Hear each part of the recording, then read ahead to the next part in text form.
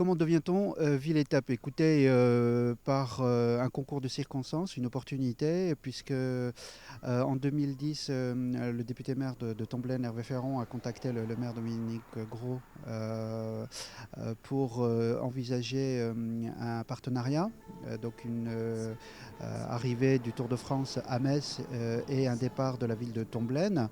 Ce à quoi nous avons réfléchi notamment sur la date pour accueillir cet événement-là. Et nous avons travaillé ensemble pendant quelques mois et rencontré Christian Prudhomme à Paris pour lui proposer un projet avec une arrivée devant le centre Pompidou sur Metz, et puis le lendemain matin, un départ de Tomblaine. Donc il y a eu, je dirais, plusieurs contacts avec les organisateurs qui ont été très rapidement séduits par le projet. Et donc j'ai su quelques mois après que la décision avait été prise assez rapidement du choix de ce projet pour 2012. Et Dieu sait si c'est difficile de candidater et d'accueillir une étape du Tour de France.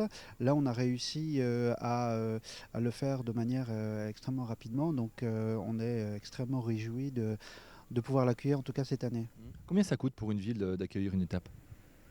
Alors pour nos villes d'arrivée, ça nous coûte approximativement 442 000 euros. Ça comprend bien entendu le ticket d'entrée auprès d'ASO, ticket d'entrée de 90 000 euros hors taxe. On a dû refaire pour partie la chaussée avenue Louis Débonnaire. Puis le reste est consacré pour la promotion et l'animation en amont du tour, pour que justement on puisse profiter de l'événement bien avant qu'il arrive à Metz. Et voilà, donc c'est vrai que pour nous, investir 442 000 euros, si on devait si on devait avoir le même retour d'impact en termes d'image, il aurait fallu investir beaucoup plus, à savoir plusieurs millions d'euros. Voilà. Alors cet événement va commencer à s'installer, je crois, demain matin, à partir de 5 heures. Racontez-nous la manière dont ça va se passer. Oh, ça va être assez exceptionnel, puisque à 5 heures du matin, on aura pratiquement un terrain assez vierge, hein, et à 9h, 9h30, 10h, tout sera pratiquement installé. Donc le Tour de France, c'est une grosse machine, hein, c'est 5000 m² de zone technique, c'est dans le prolongement de l'avenue Louis Débonnaire, énormément de matériel, de carpodium, de tribunes. Donc toute cette grosse machine se met en place en quelques heures, et c'est assez fabuleux.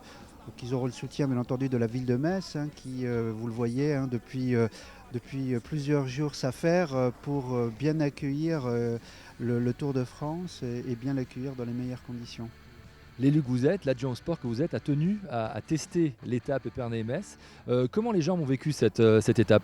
Oh bah, disons que les jambes, ça a été, c'est surtout les fesses qui ont souffert un petit peu, parce que rester sur un vélo autant d'heures, pardon, c'est un effort assez important, mais je l'ai bien vécu dans l'ensemble, et vous voyez qu'aujourd'hui ça se passe très très bien. J'ai vécu une belle étape, c'est, je pense, une étape qui est faite pour des sprinteurs, avec quelques difficultés, notamment entre Châlons-en-Champagne et Saint-Mihiel, parce que c'est quand même assez vallonné. Pas mal de reprises, voilà, on dirait presque un toboggan, hein, en permanence entre Châlons et Saint-Mihiel, avec une petite côte, celle de Buxières, à la sortie de catégorie 4. Celle-là, elle a été difficile à franchir. Puis ensuite, jusqu'à Metz, c'est, je dirais, en roue libre qu'on traverse les différents villages. Et moi, ce que j'ai pu remarquer, c'est la ferveur qu'il peut y avoir autour et la préparation qu'il peut y avoir. Les routes sont propres, tout est nickel. Et on voit les gens s'affairer pour organiser les différentes animations, les agriculteurs notamment, avec les bottes de paille qui essayent de colorer le paysage. Dernière question, où est-ce que vous allez vivre l'étape demain? Ah, moi, je vais la vivre en voiture. Je l'ai faite en vélo, je vais la vivre d'une autre manière, près des coureurs, près du public aussi, et au cœur de l'événement. Donc je pense que ça va être quelque chose d'assez exceptionnel.